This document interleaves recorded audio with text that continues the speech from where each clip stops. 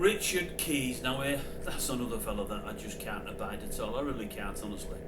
I've noted he's saying in the press today that RUBEN AMORIN is after getting the sack. He doesn't fancy it at all. He doesn't fancy the United hot seat, and he's after the sack. Why, you might ask? Well, what he's saying is Amorin mentioned in relegation late last week and early this week, saying, well, United could be in a relegation fight. The way it's going, you can't rule it out. He's saying that's absolutely crazy, and Amorin knows that isn't the case. He's bringing that up because he wants the powers that be to think, oh, I don't like the sound of this, I don't like where he's coming from, let's bullet him. Number one, what a load of tosh. That won't be Amorin's, aim at all.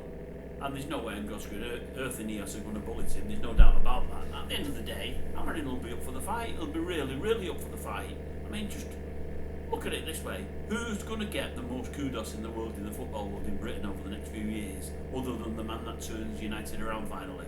Years and years and years after Fergie's gone, 3 or 4 top class managers, all virtually done nothing.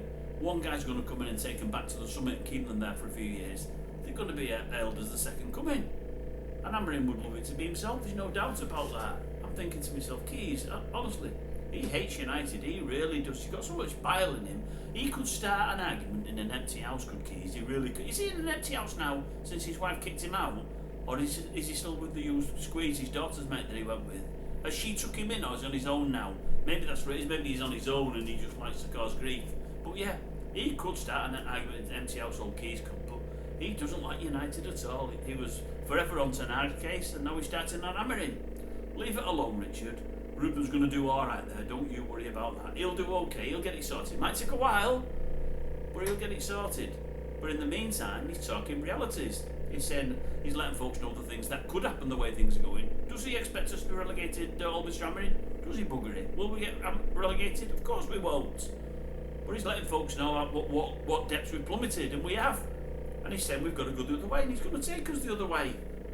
Keys, I don't like him at all. I don't, honestly.